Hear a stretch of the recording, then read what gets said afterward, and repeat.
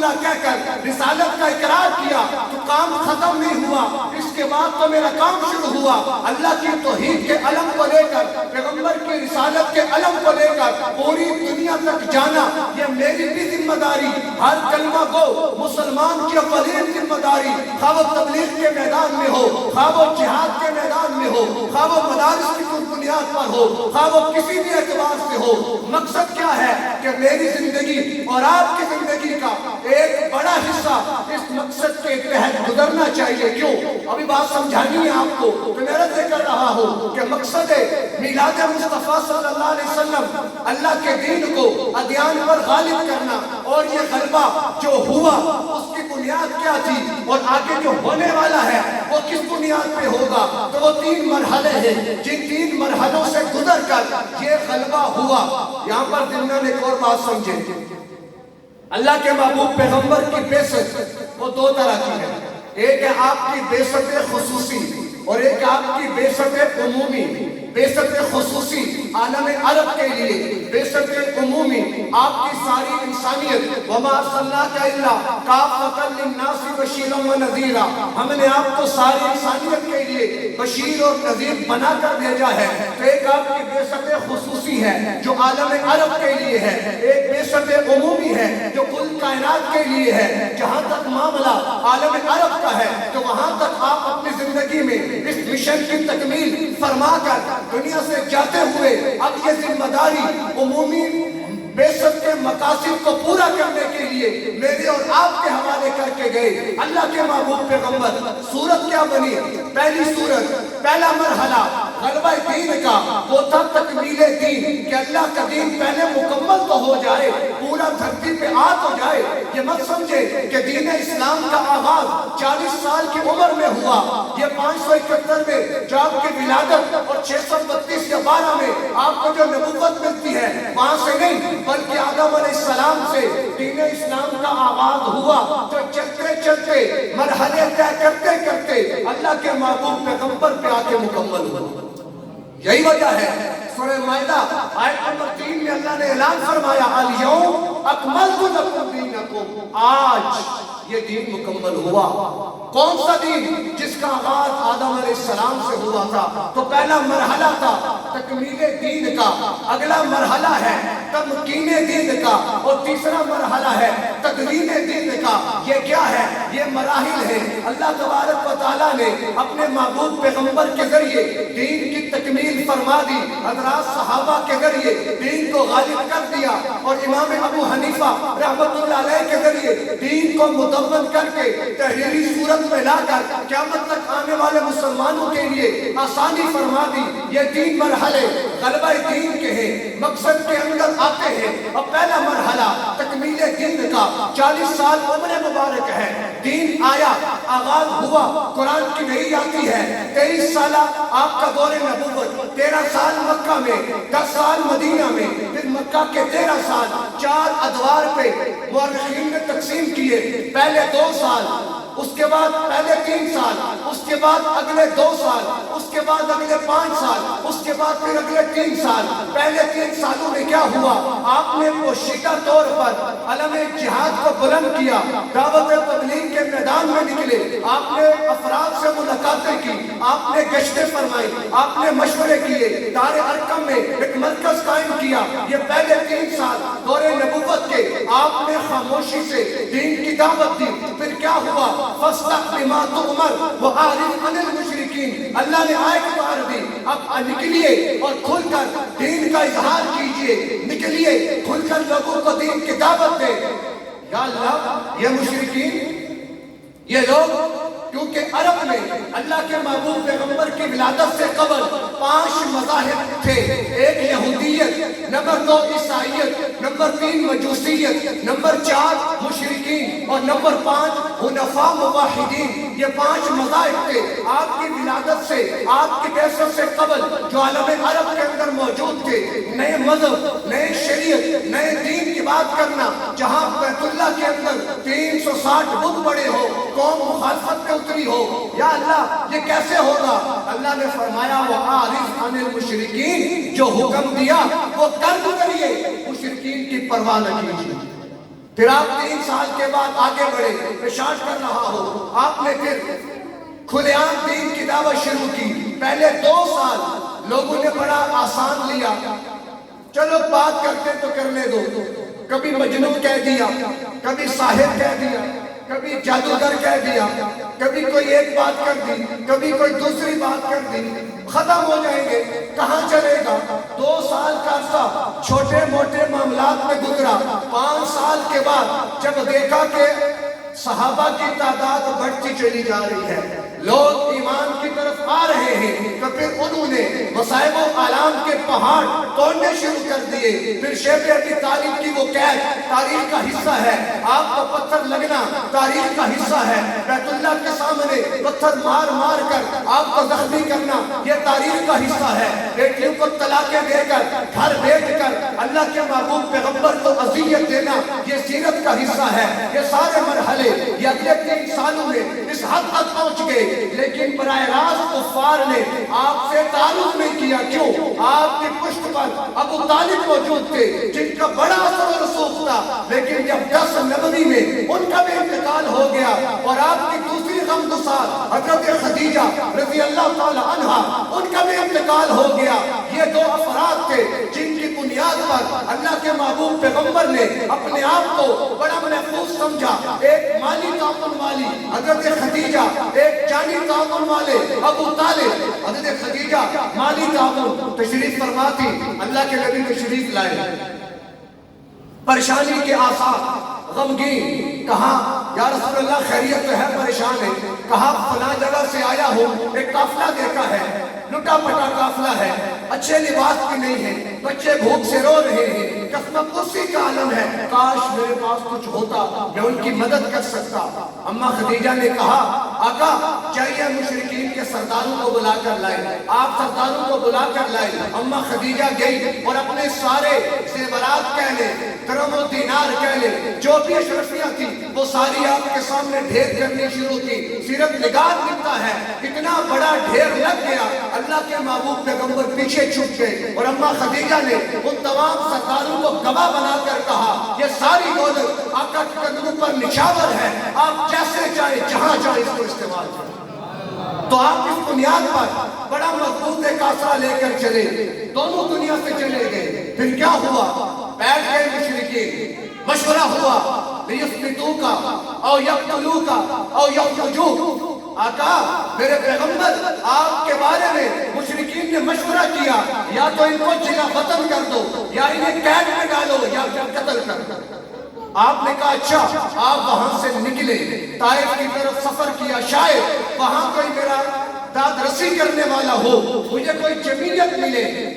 مسافر بن کر دیار غیر میں پہنچے، اجنبی تھے، مسافر تھے، لیکن وہاں کیا سلوک ہوا یہ تاریخ کا ایک ایسا المناک باب ہے کہ جس کو اگر انسان دل سے بیان کر لے تو کلیجے پھٹنے کو آتے ہیں کہ جب 2 جہاں کے سردار کہ جس کے تذکرے عالم ارواح میں ہوتے ہیں، 2 جہاں کے سردار کہ جن کے لیے انبیاء سے عہد و میثاق لیا جاتا ہے، 2 جہاں کے سردار جن کے لیے کل کائنات بنی، 2 جہاں کے سردار جب تاریخ نے یہ بات لکھی، چشم فلک نے دیکھا، زمین میں یہ منظر دیکھا کہ وہ لہو لہان ہے۔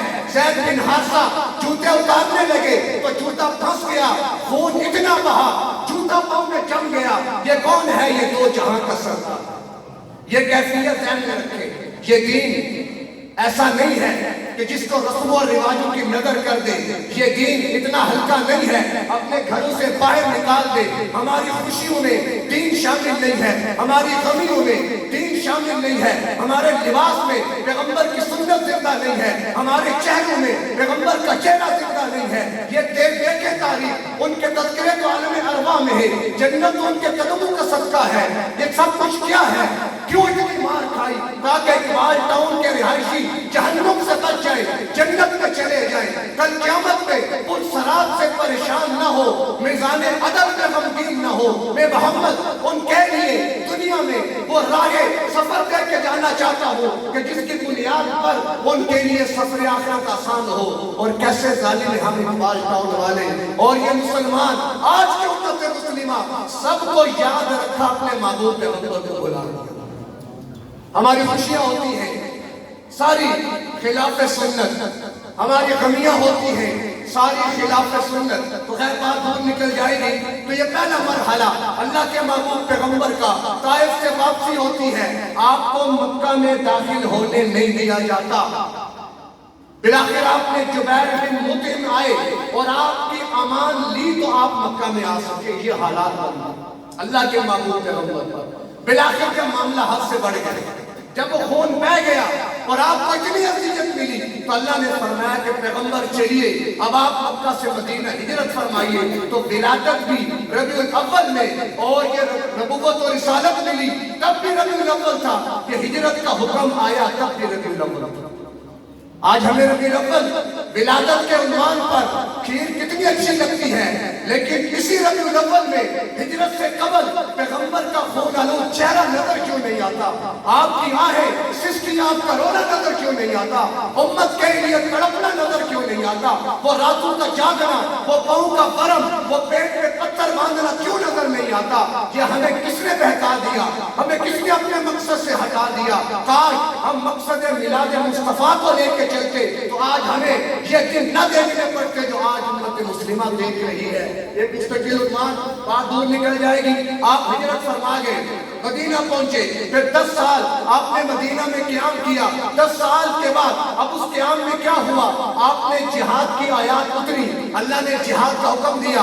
مکہ میں حکم تھا کفوا ایدیکم، ہاتھوں کو روک کے رکھو، اب حکم آ گیا اذن للذین یقاتلون بانہم ظلموا، تم پر ظلم ہوا، تمہیں گھر سے بے گھر کیا گیا، تمہیں مارا گیا، تمہاری اولاد چھینی گئی، بیویاں چھین لی گئی، تمہارے جائیداد میں قبضے ہوئے، اب نکلو اللہ کے راستے میں۔ فَاضْرِبُوا فَوْقَ الْأَعْنَاقِ وَاضْرِبُوا مِنْهُمْ كُلَّ بَنَانٍ، ایک ایک کافر کو پکڑو، ان کی گردنیں کاٹو، پورے پورے پر مارو۔ فَقَاتِلُوا أَئِمَّةَ الْكُفْرِ، کفر کے جتنے سردار ہیں سب کو تہہ تیغ کر دو، سب کی گردنیں اڑا دو۔ جو اللہ کا دشمن، اللہ کے پیغمبر کا دشمن، اللہ کے دین کا دشمن ہے، اسے دھرتی پہ رہنے کا کوئی حق حاصل نہیں۔ یہ دھرتی اللہ کی ہے، جس کی آبیاری اللہ کے محبوب پیغمبر کی وجہ سے ہے۔ اگر میں اللہ کا باغی بن کے جیتا ہوں، میں اپنے پیغمبر کا باغی بن کے جیتا ہوں کہ نمازیں نہ پڑھنا یہ بغاوت ہے، اللہ کی، اللہ کے پیغمبر کی قرآن کے مطابق زندگی نہ گزارنا یہ بغاوت ہے، اللہ کے پیغمبر کی اپنے دین کو چھوڑ کر مغربی تہذیب کے اندر رسم و رواج کی نظر ہو جانا یہ بغاوت ہے۔ اللہ اس کے پیغمبر کی اور باغیوں کو روئے زمین پر رہنے کا حق نہیں ہوتا۔ پھر کبھی اللہ ہمیں طوفان نوح کا منظر یہ سیلاب کی صورت میں دکھاتا ہے کہ دیکھ لو اللہ کی پکڑ بڑی سخت ہے، جب پکڑنے پہ آتا ہے پھر وہ کیسے پکڑتا ہے۔ کبھی وہ بالاکوٹ کا زلزلہ ہے، کبھی یہ ہمارے علاقوں کے سیلاب ہے۔ ہم نے تو سنی انسنی کر دی، دیکھی اندیکھی کر دی۔ کاش یہ سارے عبرت کے نمونے تھے۔ فَلَنُذِيقَنَّهُمْ مِنَ الْعَذَابِ الْأَدْنَىٰ دُونَ الْعَذَابِ الْأَكْبَرِ، اللہ چھوٹے عذاب بھیجتا ہے بڑے عذاب سے پہلے، لَعَلَّهُمْ يَرْجِعُونَ، تاکہ لوٹ آئے۔ عبرت پکڑ لیں، جو پکڑ گئی عبرت توبہ استغفار کر لیں، اللہ بخشش کا وعدہ فرمائے گا۔ لیکن جو اور ظالم بن گئے، مسجدیں آج بھی ویران ہیں، قرآن آج بھی گرد سے اٹے ہوئے ہیں، پیغمبر کی سنت کا مال ہے، رحمت کہاں سے آئے گی؟ عافیت کہاں سے آئے گی؟ مقصد میلاد مصطفیٰ کو سمجھے، اس کو دل میں جگہ دے۔ زمانہ ڈھونڈ رہا ہے عمل کے شہدائی، خطا معاف، یہ حسن بیان کا وقت نہیں کہ عمل سے زندگی بنتی ہے، جنت بھی جہنم بھی۔ دعوت سے نہیں، اللہ بڑا بخشنے والا ہے، اللہ بڑا مہربان ہے، اللہ بڑا معاف کرنے والا ہے۔ کیا یہ بات صحابہ کو نہیں معلوم تھی؟ ہم صحابہ سے زیادہ اللہ کو جانتے ہیں کیا؟ کہ جنہوں نے پیغمبر کو اپنی آنکھوں سے دیکھا، جن کی زندگی پیغمبر کے ساتھ گزری ہے، جنہوں نے وحی کا مشاہدہ کیا، قرآن اپنے ہاتھوں سے لکھا، کیا وہ اللہ کو نہیں جانتے تھے؟ اللہ کو نہیں پہچانتے تھے کہ جن کی بنیاد پر اللہ نے یہ وعدہ کیا، وَعَدَ اللَّهُ الَّذِينَ آمَنُوا مِنْكُمْ وَلَيُمَكِّنَنَّ لَهُمْ دِينَهُمُ الَّذِي ارْتَضَىٰ لَهُمْ، تمہارے ذریعے اللہ دین کو غلبہ دے گا۔ پیغمبر کے ذریعے دین کامل ہوا۔ 23 سال نبوت کا دور گزارنے کے بعد پیغمبر دنیا سے پردہ فرما گئے۔ 10 ہجری ہے، آپ دنیا سے چلے گئے، لیکن جاتے جاتے لشکر اسامہ کو روانہ کیا تھا۔ جاتے جاتے یہ روانگی کا مقصد کیا تھا کہ جو مشن میں دے رہا ہو یہ رکنے نہ پائے، یہ قافلے چلتے رہے، قافلے والوں نہ رکنا کہ سفر ہے منزل رہ گیا میں تو مجھے رہنے دو میرا کیا ہے، مشن چلنا چاہیے، قافلہ رواں دوا رہے۔ اسامہ کا لشکر چلا ہے، اللہ کے پیغمبر دنیا سے گئے ہیں، مشن دے کر گئے، علم دے کر گئے، اب یہ کون سنبھالے گا؟ نبی تو آئے گا کوئی نہیں، اللہ نے اصحاب پیغمبر کو چنا، ان کے ذریعے اپنے دین کی تمکین کا مرحلہ طے کیا۔ حضرات صحابہ نے جان مال قربان کر کے اللہ کے محبوب پیغمبر کے اس مشن کو لے کر وہ بھی جشن منا سکتے تھے، ہم سے بہتر منا سکتے تھے، ہم سے اچھا منا سکتے تھے معذرت کے ساتھ، لیکن وہ مشن والے لوگ تھے۔ اگر وہ جشن والے ہوتے آج ہم تک دین نہ پہنچتا۔ شریعت نے ہمیں جشن کا تصور نہیں دیا، مشن کا تصور دیا۔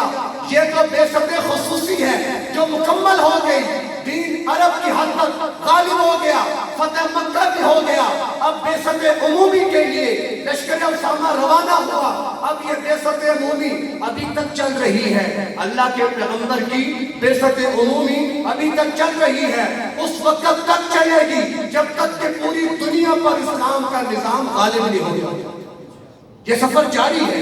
خوش نصیب ہے وہ لوگ کہ جو اپنا حصہ ڈال رہے ہیں، خوش قسمت ہے وہ لوگ کہ جن کا خون استعمال ہو رہا ہے۔ اور یہاں پر ایک بات سمجھتے جائیں، جب بھی خون کی ضرورت پڑتی ہے تو بلڈ گروپ ملا کر خون دیا جاتا ہے، کبھی بھی مخالف کا خون نہیں دیا جاتا۔ اسلام وہ شجر نہیں جس نے پانی سے غذا پائی، دیا خون صحابہ نے تو اس میں بہار آئی۔ صحابہ نے خون کیسے دیا؟ اگر میں تفصیل میں جاؤں تو وقت نہیں ہے، میں کبھی بدر کا مارکا دیکھتا ہوں، 313 نہتے مسلمان 1000 کا لشکر جرار ٹکرا جاتے ہیں، فضائے بدر پیدا کر فرشتے تیری نصرت کو اتر سکتے ہیں گردوں سے، کتار اندر کتار اپنی ایمان کے ساتھ نکلے، اللہ پر بھروسہ کر کے نکلے، اللہ نے فتح عطا فرمائی۔ وہ اوت کا مارکا اب میں کس کی تفصیل عرض کروں؟ کبھی میں دیکھتا ہوں اللہ کے محبوب پیغمبر کو تلوار ہاتھ میں لی اور کہا یہ تلوار ہے، میں اس کو دوں گا جو اس کا حق ادا کرے گا۔ خطاب صحابہ سے ہے، گھر میں بیوی بھی ہے، گھر میں بچے بھی ہیں، باغات بھی ہیں، جائیداد بھی ہے، مکانات بھی ہیں، ضروریات بھی ہیں۔ اب تقاضا دین کا ہے، تقاضا شریعت کا ہے، تقاضا پیغمبر کا ہے۔ سعد بن اسود بیٹھے پیغمبر کی مجلس میں، سعد شادی نہیں کی، رنگ کے سیاہ، غربت، نہ کھانے کو نہ رہنے کو، کہا یا رسول اللہ مجھے کون بیٹی دے گا؟ نہ میرا ظاہری شکل و صورت ہے اور نہ ہی میرے پاس کوئی گھر ہے۔ آپ نے فرمایا عمر کہاں ہے؟ عمر بن کعب کہاں ہے؟ کہا نہیں ہے۔ کہا جاؤ اور جا کر کو اپنی بیٹی کا رشتہ تمہیں دے۔ آپ گئے، خوشی خوشی دستک دروازے پر عمر بن کعب نکلے، میں اللہ کے پیغمبر کا قاصد، اللہ کے پیغمبر فرماتے ہیں اپنی بیٹی کا رشتہ دو۔ عمر بن کعب نے کہا تجھے دوں، تجھے کون رشتہ دیتا ہے؟ جا، میں رشتہ نہیں دیتا۔ وہ پلٹنے لگے، بیٹی نے بات سن لی، بیٹی نے کہا ابا آپ یہ نہ دیکھیں آیا کون ہے، یہ دیکھیں بھیجنے والا کون ہے۔ میری وجہ سے آپ نے کہا میں راضی ہوں، آپ کو کیا مسئلہ ہے؟ کہ ایسا نہ ہو کہ پیغمبر کے کو ناراض کر دیا تو اللہ کا غضب آ جائے گا۔ یہ نظریہ، یہ اعتقاد تھا کہ اگر پیغمبر ناراض ہوں گے اللہ کا غضب اترے گا۔ آج میں جو کر رہا ہوں کیا یہ اعمال جب میرے پیغمبر کے پاس پہنچتے ہوں گے تو وہ راضی ہوں گے ہم سے؟ ہر ایک اس کا محاسبہ کرے۔ ٹیلی ویژن ہر گھر میں، کیبل ہر گھر میں، ڈش ہر گھر میں۔ آج باپ اپنی جوان بیٹی کے ساتھ بیٹھ کر وہ کیبل کے پروگرام دیکھتا ہے، ماں جوان بیٹی اور بیٹوں کے ساتھ بیٹھ کر وہ کیبل کے پروگرام، آج بہن بھائی جوان بیٹھ کر یہ سارے منظر دیکھتے۔ کبھی گھر میں گانا اور موسیقی چلتی ہے، پیار محبت کی باتیں بیٹا بھی سنتا ہے، بیٹی بھی سنتی ہے، ماں بھی سنتی ہے، اولاد بھی سنتی ہے۔ غیرت کہاں ہے؟ حیا کہاں ہے؟ کہاں گئی شرم؟ آج خامد اپنی بیوی کو بنا کر، سنوار کر، سجا کر، بائک کے پیچھے بٹھا کر یا فرنٹ سیٹ پہ بٹھا کر دنیا کو دکھاتا پھرتا ہے۔ کہاں ہے؟ ہمیں احساس ہی نہیں ہے۔ وائے ناکامی متاع کارواں جاتا رہا، کارواں کے دل سے احساس زیاں جاتا رہا۔ متاع کارواں لٹا، شاید واپس مل جائے، جب احساس بھی مر جائے کہ یہ بڑا خطرناک معاملہ ہے۔ آج ہمارے اندر سے یہ احساس مٹ چکا ہے، وہ غیرت، وہ حیا، وہ شرم، اس کے جنازے اٹھ چکے ہیں۔ آج نوجوان کس طرف جا رہے ہیں، نوجوان لڑکیاں کس طرف جا رہی ہیں۔ کسی نے کیا خوب بات لکھی، جس گھر میں جوان بیٹی کے ہاتھ میں موبائل فون آ گیا، اس گھر کے در و دیوار اونچی کرنے کا کوئی فائدہ نہیں۔ یہ ہو رہا کہ نہیں ہو رہا؟ خود مرد خود بیٹی کو موبائل لا کے دے گا، گھر میں کیبل لگائے گا، گھر میں ڈش اینٹینا لگائے گا، پھر سارا گھر بیٹھ کے دیکھے گا۔ پھر شرم کہاں ہے، حیا کہاں ہے؟ اللہ ہمیں سمجھ دے، یہ وہ اعمال ہے جو اللہ کے غضب کو دعوت دیتے ہیں۔ قوم لوط بے حیا ہوئی، قوم شعیب بھی تھی، قوم عاد، قوم ثمود، قوم نوح بھی تھی۔ ایک عذاب بھیجا، قوم ختم۔ قوم لوط پر اللہ نے 4 عذاب بھیجے۔ کیا وجہ؟ اس پہ غضب زیادہ کیوں ہوا کہ وہ قوم بے حیا ہو چکی تھی۔ آج ہمارے اندر دیکھے نا بے حیائی، فحاشی، یہ ٹک ٹاک کو دیکھے اور نہ جانے کتنے کتنے پروگرامات ہمارے گھروں کے اندر داخل ہو گئے۔ اور آج کا باپ بے پرواہ، آج کا بھائی بے پرواہ، آج کا خامن بے پرواہ، اسے احساس کوئی نہیں کہ میں اپنے لیے جہنم کے انگارے بہکا رہا ہوں۔ تو بار کہہ بات نکل جائے گی۔ ساتھ پہنچے، پیچھے پیچھے عمر بن کعب پہنچے، یا رسول اللہ میں حاضر ہوں، میں تیار ہوں۔ آپ نے کہا ساتھ نکاح کا انتظام کرو۔ آقا کیسے کروں؟ پیسے کوئی نہیں، میرے پاس مہر دینے کے لیے رقم کوئی نہیں۔ کہا عبد الرحمن بن عوف سے ملو، ثابت بن قیس بن شماس سے ملو، رقم لو اور جا کر سامان خریدو۔ ساتھ نکلے، روپیہ پیسہ لیا۔ کیا ہے؟ نکاح کی مجلس لگی ہے۔ کیا ہے؟ شادی ہونے والی ہے۔ کیا ہے؟ جس کی دور تک امید نہیں تھی، اللہ نے امید پوری کی ہے۔ سوچے ساتھ کے جذبات کیا ہوں گے، احساسات کیا ہوں گے۔ وہ بازار جا رہا ہے، کبھی سوچتا ہوگا فلاں کپڑا لو، کبھی سوچتا ہوگا فلاں لباس لو، کبھی سوچتا ہوگا فلاں چیز لو۔ جیسے ہی ساتھ نے بازار میں قدم رکھا، کانوں میں آواز آئی، اے اللہ کے شخص سوارو، نکلو اللہ کے راستے میں۔ ساتھ کے قدم رک گئے، ساتھ کے قدم ٹھہر گئے۔ سوچے اس کے جذبات کہاں تھے۔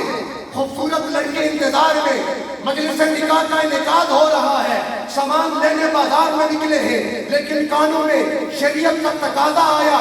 نگاہ اٹھا کے آسمان کی طرف دیکھا، اے زمین اور آسمان کے رب اور اے محمد مصطفیٰ کے رب، مجھے اپنی نہیں تیری رضا چاہیے۔ اسی پیسوں سے گھوڑا، سرا، تلوار خریدی، نقاب اوڑھ لیا اور نکل پڑے میدان جہاد میں۔ چہرہ کیوں ڈھانپا؟ تاکہ کوئی دیکھ کر یہ نہ کہے تیری تو نکاح کی مجلس ہے، تو کدھر جاتا ہے۔ آگے بڑھے، لڑتے لڑتے گھوڑے سے گرے، پھر کھڑے ہوئے، اپنے بازو اوپر کیے۔ آپ کے بازو کو دیکھا آقا نے اور پہچانا، یا ساتھ انتا تو ادھر کیا کر رہا ہے؟ کہا آقا آپ کا دین، دین کا غلبہ، دین کا تقاضا ہر تقاضے پر مقدم ہے، میں اپنی جان دے ڈالوں گا۔ آپ کا حکم تھا، کیسے چھوڑ سکتا ہوں؟ پیدل ہی تلواریں لے کر دشمن کی صفوں میں گھسے، زخمی ہو کر گر پڑے۔ اللہ کے معبود پیغمبر نے آپ کو اپنی گود میں رکھا۔ آپ نے دیکھا آپ کی آنکھ سے آنسو جاری ہے، کیونکہ اللہ کے پیغمبر آپ کے جذبات کو دیکھ رہے تھے، احساسات کو دیکھ رہے تھے، آپ کی خوشی کو دیکھ رہے تھے۔ لیکن کیا ہوا؟ تقاضا دین کا آیا، ساتھ قربان ہو گیا۔ آپ دیکھا، آپ روئے، پھر آپ مسکرائے اور فرمایا وہ دیکھو ساتھ حوضے کوثر پہ پہنچ چکا۔ صحابہ نے کہا آقا آپ روئے کیوں تھے؟ کہا ساتھ کی جدائی میں رویا ہو، ہم سے کیوں تھے کہ جنت میں ساتھ کے درجات دے کر خوش ہو گیا۔ یہ دین ایسے نہیں پہنچا، یہ دین ایسے نہیں پہنچا۔ خدا اس کی قدر کرے، یہ ناقدری ہمیں لے ڈوبے گی۔ ہمیں تو آج احساس ہی نہیں ہے ہمارے اندر ہم دنیا میں آئے کیوں تھے۔ یاد رکھے، کلمہ پڑھنے والا یہ ذہن میں رکھے کہ میں اس حوالے سے، کلمہ پڑھنے والا ذہن میں رکھے کہ میں اس حوالے سے ذمہ دار ہوں، میں مکلف ہوں۔ آپ نے تلوار ہاتھ میں لی، کہا کون ادا کرے گا؟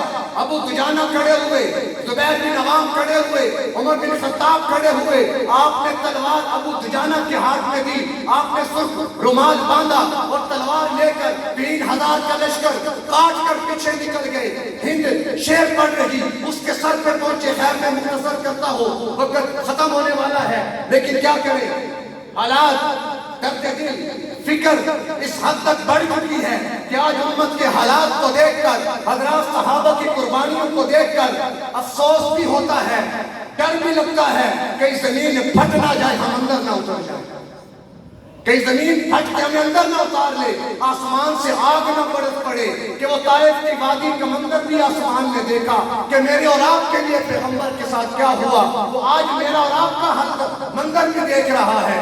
آسمان کہتا ہوگا اللہ حکم دے ان پر آگ برسا۔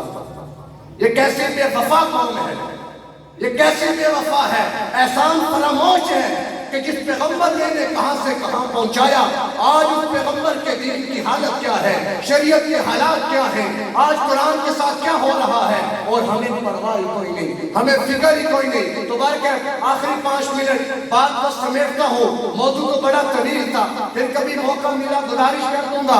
غلبہ دین کے 3 مرحلے، پہلا مرحلہ تکمیل دین کا، اللہ کے محبوب پیغمبر کے ذریعے مرحلہ طے ہوا۔ دوسرا مرحلہ غلبہ دین کا، حضرات صحابہ کے ذریعے وہ مرحلہ طے ہوا۔ کیسے طے ہوا؟ کبھی یرموک کے میدان میں خالد بن ولید 60 مجاہدین کو لے کر 60,000 کے سامنے کھڑے ہوتے ہیں۔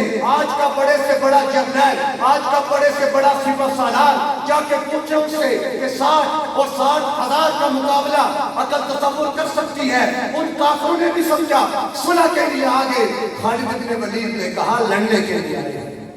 ہم اقبال دور کے مسلمان تھوڑے ہی ہیں، ہم پاکستان کے مسلمان تھوڑے ہی ہیں، ہم اصحاب پیغمبر ہیں، ہم 60 بندے، یعنی تمہارے 1000 کے مقابلے میں 1 بندہ لے کر آئے ہیں۔ خالد بن ولید کو ابو عبیدہ نے کہا چن لو بندے، خالد نے کہا زرار آ جاؤ، عمر تمیمی آ جاؤ، رافع بن حمیرہ آ جاؤ، زبیر بن عوام آ جاؤ، عبادہ بن ثابت آ جاؤ۔ رات ساری مسلح پر اور دن کو میدان جہاد میں، اور تاریخ نے منظر دیکھا 60,000 کا لشکر بھاگ گیا، اور یہ 60 کا لشکر فتحیاب ہو گیا۔